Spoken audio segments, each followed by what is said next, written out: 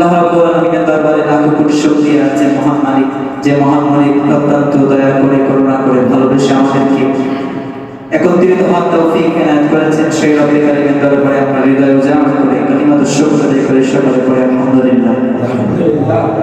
লক্ষ কোটি দুরূদ ও সালাম বিশ্ব মানবতার মুক্তির দূত আকায়ে নামদার তাজদার মদিনা সরকারুল আলম আফতাবুন নবুওয়া খাতামুন নবিয়্যিন রাহমাতুল লিল আলামিন জনাব মুহাম্মদুর রাসূলুল্লাহ সকলে জবান ছেড়ে পড়ি সাল্লাল্লাহু আলাইহি ওয়াসাল্লাম। সম্মানিত হাজিরিন, আমি কোরআনুল কারীম থেকে ছোট্ট একটি আয়াতে কারিমা তেলাওয়াত করেছি। আল্লাহ রাব্বুল আলামিন সেখানে বলছেন, কুল ইন্না সালাতি ওয়া নুসুকি ওয়া মাহইয়ায়া ওয়া মামাতি লিল্লাহি রাব্বিল আলামিন।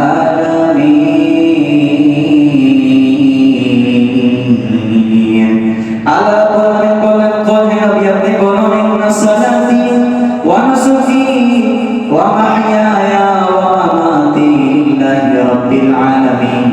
আমার নামাজ, আমার রোজা, আমার ত্যাগ, আমার কুরবানি সব কিছু একমাত্র লিল্লাহি রাব্বিল আলামিন, একমাত্র আমার আপনার প্রভু আল্লাহর জন্য।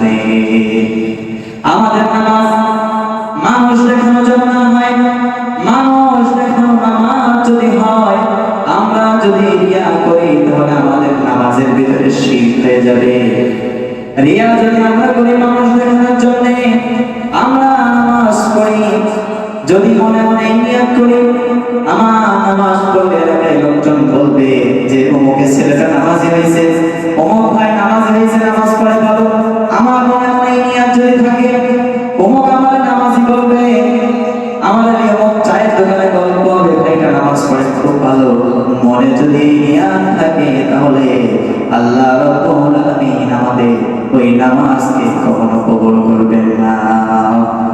রিয়া মুক্ত আমল করতে হবে।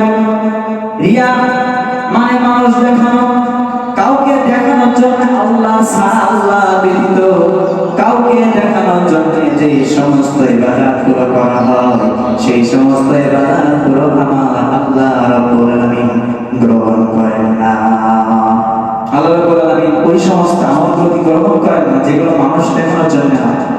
একমাত্র আমাদের সবকিছু হইতে হবে লিল্লাহি রাব্বিল আলামিন, সবকিছু আমাদের হইতে হবে একমাত্র আল্লাহ রাব্বুল আলামিনকে পাওয়ার জন্য, আল্লাহ রাব্বুল আলামিনকে সন্তুষ্ট করার জন্য। আল্লাহ রাব্বুল আলামিন